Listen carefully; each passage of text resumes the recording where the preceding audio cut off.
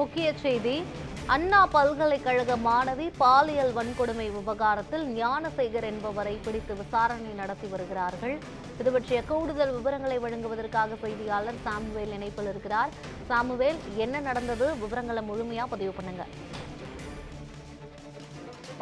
யுவராணி, அண்ணா பல்கலைக்கழக மாணவி பாலியல் வன்கொடுமை செய்யப்பட்டதாக காவல் நிலையத்தில் வந்த புகார் அடிப்படையில் கோட்டூர்புரம் அனைத்து பெண்கள் காவல் நிலையத்தில் தனிப்படை காவல்துறையில் அமைக்கப்பட்டு தற்போது தீவிரமாக தேடும் பணியில் ஈடுபட்டு வருகின்றனர்.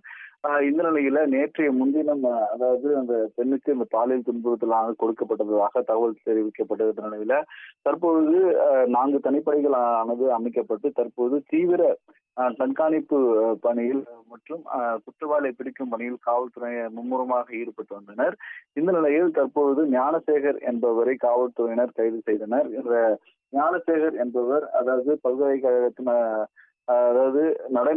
நடைமேடையில் பிரியாணி கடை நடத்தி வந்ததாக கூறப்படுகிறது. இந்த நிலையில் அவர் நீண்ட நாட்களாக அந்த பெண்ணை பின்தொடர்ந்து வந்து கண்காணித்து வந்ததாகவும் காவல்துறை விசாரணையில் தெரிய வந்திருக்கிறது. மேலும் யாரெல்லாம் இந்த குற்றத்தில் ஈடுபட்டிருக்கிறார்கள் என்ற கோணத்திலும் காவல்துறையினர் தொடர்ந்து விசாரணையானது மேற்கொள்ளப்பட்டு வருகிறது. குறிப்பாக கல்லூரியில் இருக்கக்கூடிய பாதுகாப்பு அதாவது சிசிடிவி கேமராக்கள் இந்த பாலியல் வன்கொடுமை நடந்ததாக கூறப்படக்கூடிய இடத்தில் அந்த சிசிடிவி காட்சிகள் எதுவும் இல்லை என்றும் காவல்துறையினர் தெரிவித்திருந்த நிலையில தற்பொழுது காவல்துறையினர் அதாவது பல்கலைக்கழக வளாகத்தில் கண்காணிப்பு கேமராக்கள் நிறுவப்பட்டு பாதுகாப்பு அலுவலர்களானது நியமிக்கப்பட்டிருக்கிறார்கள். இவர்களை கொண்டு தற்பொழுது மேலும் இந்த விசாரணையானது தீவிரப்பட்டிருக்கிறது.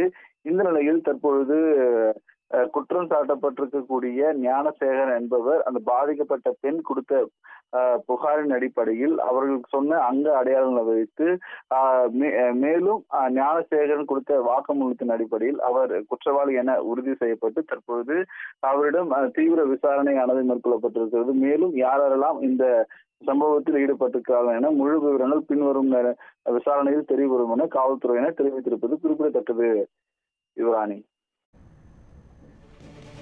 விவரங்களுக்கு நன்றி சாமுவேல்.